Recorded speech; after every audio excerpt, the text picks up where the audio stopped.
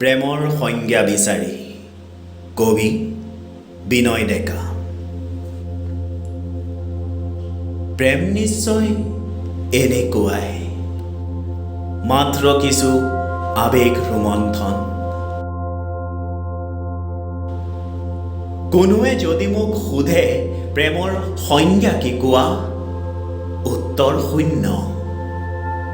সেয়ে বাৰু হ'ব চাগে মৌন হৈ ৰোৱা। বয়স বা সময় সলনি হ'লে সলনি হয় নেকি প্ৰেমৰ বিষয় বা সূত্ৰ? মাৰ আচলত মুখখন মচাটো অভ্যাস আছিল, আচলৰ গোন্ধটোৱে টানি নিছিল। মাৰ বকনিৰ কণিকাবোৰ চিটিকিছিল, কণিকাবোৰ অসফল আছিল। কি গোন্ধ, কি গালি, মোৰ প্ৰেম আছিল। দেউতাৰ কান্ধত উঠোতে গোন্ধাইছিল পিঠি ফটা বনিয়নটো। কামুৰি তাৰ ৰস পান কৰিছিলোঁ, কোবাইছিল দেউতাই। ৰাতি পাতিত মৰম সনা দুহাত। মই নিশ্চিত আছিলোঁ কালি হ'লেই মোৰ দেহত আকৌ দেউতাৰ শাসনৰ ছাট।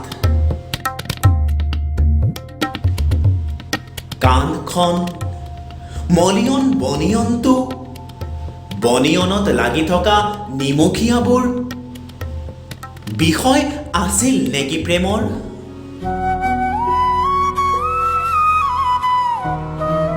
চোতালত থিয় হৈ জোনবাই জনীলৈ চাওঁ, জোনাকত শৰীৰ তিয়াওঁ। জোনাক প্ৰেম। বৰষুণত তিতি বুৰিও সজীৱ হওঁ, সেই বুলি ডাৱৰ ভৰা আকাশ চুবলৈ নেমেলো হাত। ডাৱৰবোৰে মন গহনত সাজে সদায় দৈত্যৰ ছবি নিকটাই তাত। তৰাবোৰ ভাল কথা পাতিবলৈ, জিলিকনিৰ সতে উমলিবলৈ। তৰাবোৰ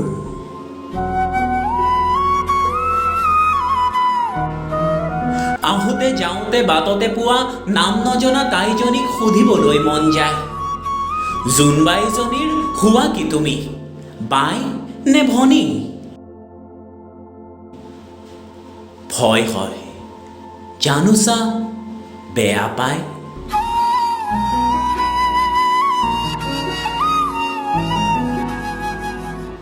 বেয়া পালে ভাল পোৱা বাৰু কিদৰে জীপাল হয়? এই ভয়েই নেকি বাৰু প্ৰেমৰ সংজ্ঞা?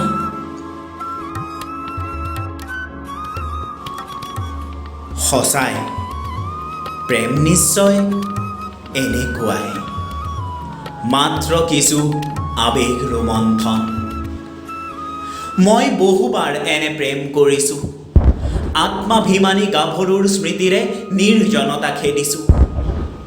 নিশাৰ শয্যাত দৈহিক প্ৰেম, মোৰ তালিকাত নিতৌ নতুন নাম। অনামিকা, অঞ্জনা, নিশকতীয়া গণিকা, কাৰোবাৰ ঘাম ঘাম গোন্ধোৱা পথাৰৰ সতেজতা, কাৰখানাৰ ঘৰ ঘৰ শব্দ, শিল্পীৰ চিত্ৰকণ্ঠ নৃত্য, পাহাৰ গলি অহা লাজুকী নদী আৰু আকাশ মোৰ প্ৰেমিকা।